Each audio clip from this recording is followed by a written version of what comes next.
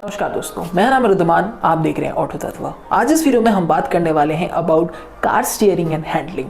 ये वीडियो दो पार्ट में डिवाइडेड है। सबसे पहले पार्ट में हम बात करने वाले हैं अबाउट टाइप्स ऑफ स्टीयरिंग और दूसरे पार्ट में हम बात करेंगे अबाउट कुछ टिप्स एंड ट्रिक्स जिससे आप कार को करेक्टली स्टीयर कर सके, और हैंडलिंग के बारे में भी हम कुछ बात डिटेल में करेंगे। कार स्टीयरिंग की अगर बात की जाए तो दो मेन टाइप के कार स्टीयरिंग आपको देखने को मिलते हैं। एक है पावर स्टीयरिंग और दूसरा होता है मैनुअल स्टीयरिंग। अब मैनुअल स्टीयरिंग से आप भली भांति वाकिफ होंगे। बेसिकली इसमें किसी भी तरीके का कोई भी एक्सटर्नल पावर असिस्टेंस नहीं होता है, डायरेक्ट कनेक्शन रहता है from the steering to the wheels, और इसमें जो है थोड़ा सा ज़्यादा मेहनत लगता है आपको। इनके जो स्टीयरिंग व्हील्स भी होते हैं वो काफ़ी ज़्यादा बड़े होते हैं ताकि कार को टर्न करने में जो है आपको ज़्यादा से ज़्यादा सहूलियत मिले। इस टाइप के स्टीयरिंग आज के डेट में अब यूज़ नहीं होते हैं, लेकिन कुछ साल पहले तक भी इन टाइप के स्टीयरिंग्स को हम देखते थे ज़्यादातर कार के बेस मॉडल्स में। अगर हम बात करते हैं एम्बेसडर, मारुति 800 या even the older generation Alto वगैरह, इन सभी कार्स में आपको मैनुअल स्टीयरिंग देखने को मिलते थे। फाइनली इस टाइप के स्टीयरिंग को टाटा बाय बाय बोल दिया गया है। अगर हम बात करते हैं पावर स्टीयरिंग की, तो पावर स्टीयरिंग फिर अगेन तीन टाइप के आपको देखने को मिलते हैं। सबसे पहला होता है हाइड्रोलिक पावर स्टीयरिंग। अब ये वाला जो पर्टिकुलर टाइप ऑफ स्टीयरिंग है, इसको भी आज के डेट में अब यूज नहीं किया जाता है। और जैसा कि आपको नाम से समझ में आ ही रहा है, इस पर्टिकुलर स्टीयरिंग टाइप में हाइड्रोलिक्स को इस्तेमाल किया जाता था कार को स्टीयर करने के लिए। इंजन द्वारा एक पंप के थ्रू हाइड्रोलिक प्रेशर क्रिएट किया जाता था, और जिस साइड में स्टीयरिंग को टर्न करना होता था उस साइड जो है ज्यादा प्रेशर होकर बेसिकली ह्यूमन इनपुट को और ईज आउट किया जाता था।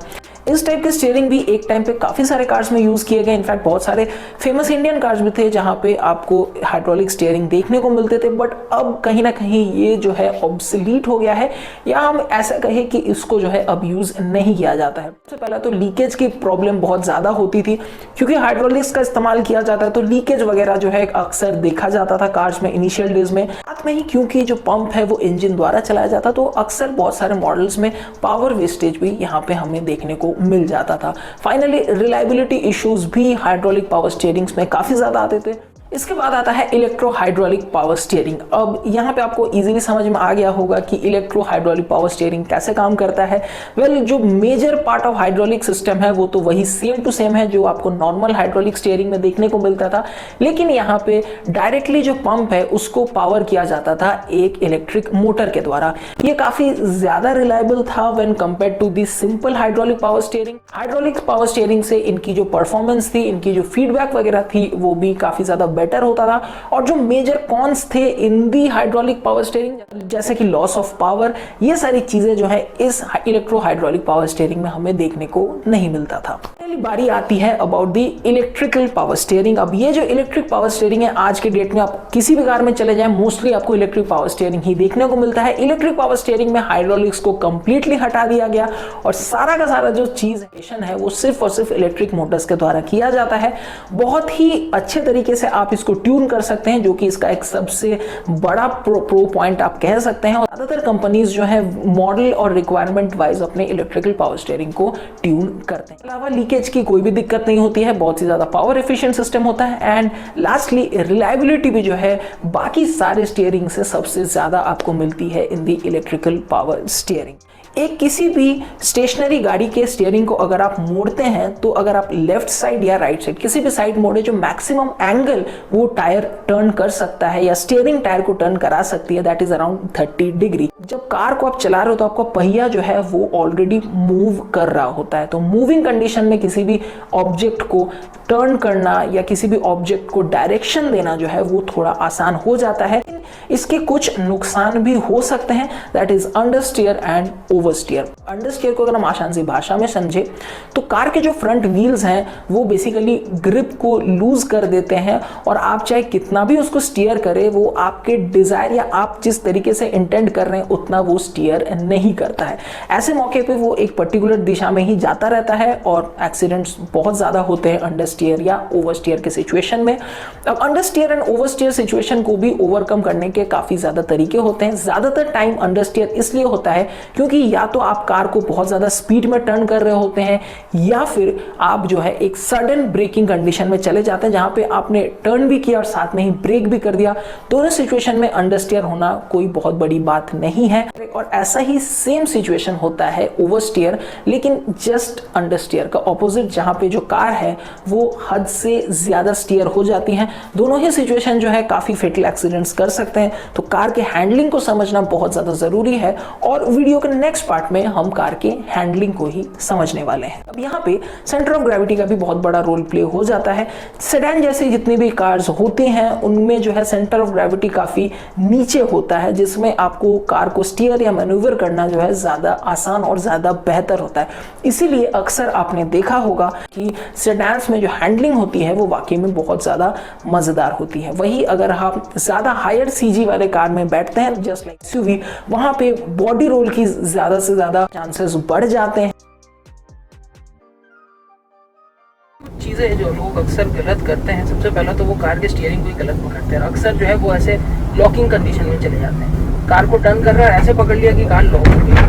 अगर आपके हैंड लॉक हो रहे हैं तो आप स्टीयरिंग को पूरे तरीके से घुमा नहीं पाओगे। और आप कितने भी प्रो ड्राइवर क्यों ना हो, प्रो ड्राइवर जो है ये गलती करते नहीं है। बट मान लो आगे कोई एक टर्न आ रहा है और इस टर्न से मेरे को कार टर्न लेना है तो मैं इसको ऐसे घुमाऊंगा। बट अक्सर क्या करते हैं ड्राइवर्स, ऐसे करके घुमाने की जगह लेने लग जाते हैं, जिससे कार जो है मतलब बेसिकली आपका हाथ जो है वो लॉक हो जाता है और आपको पूरा टर्निंग जो है इजीली करने को नहीं बनता है। तो ये एक गलती है जो आपको कभी नहीं करना चाहिए।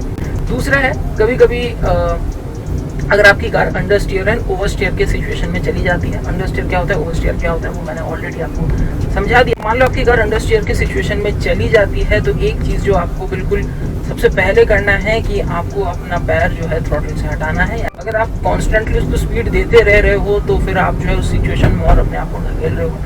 उसके बाद जो दूसरा चीज़ है कि भाई आप स्टीयरिंग इनपुट जो है वो देना मिनिमाइज कर दें।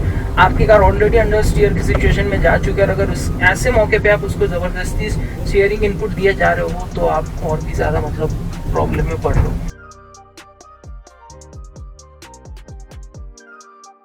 ऐसे लेफ्ट में ले रहा हूँ तो मुझे लेफ्ट में लेते वक्त अगर मैं बिल्कुल सोचूं कि मेरी आगे वाली पोजीशन निकल गई तो मेरे पीछे वाली पार्ट जो है कार की वो निकल जाएगी, ऐसा नहीं है। आपको थोड़ा सा आगे की ओर होके निकालना है। मतलब अगर आपको पता है कि हाँ मेरा टर्न आ रहा है यहाँ पे, तो आप उस टर्न से थोड़ा सा आगे बढ़ो सो दैट आपके आगे वाला पोजीशन तो निकल ही जाएगा, बट जब आप टर्न करोगे तो आपका जो पीछे का पार्ट है कार का, पीछे वाला जो पूरा एरिया है वो भी निकल जाना चाहिए। जैसे एग्जैक्टली यहाँ पे मैं अगर आप बिल्कुल कट टू कट टर्न लेने लग जाऊं तो फिर आगे वाला पार्ट तो निकल जाएगा बट पीछे वाला पार्ट जो है वो घिस सकता है या किसी पत्थर से लग सकती है। तो ये 2-3 चीज़ें हैं जो आपको बिल्कुल ही ध्यान में रखना है, जो अक्सर नए ड्राइवर्स करते रहते हैं और आपको जो है यही सारी चीज़ों को ध्यान में रखते हुए कार को चलाना है। कार की हैंडलिंग जो है, स्टीयरिंग वाली रिस्पॉन्स वो टाइम टू टाइम हर कार की अलग होती है। और जैसे जैसे आप कार के साथ टाइम स्पेंड करेंगे आपको समझ में आने लगेगा कि आपको कितना रिस्पॉन्स, कितना स्टीयरिंग इनपुट जो है देना रहता है, सो दैट आप इजीली अपने कार को प्रॉब्लमेटिक सिचुएशन हो या नॉर्मल सिचुएशन कहीं भी हो उसको आप निकाल सकते हैं। वीडियो अच्छा लगा तो प्लीज़ लाइक ज़रूर कर दें, चैनल पर नए हैं तो सब्सक्राइब भी कर दें। सबसे पहले जैसा मैं हमेशा कहता हूँ, always fast seat belt and drive and always wear your protective gears and helmet and ride. Till then take care, good bye and always follow traffic rules.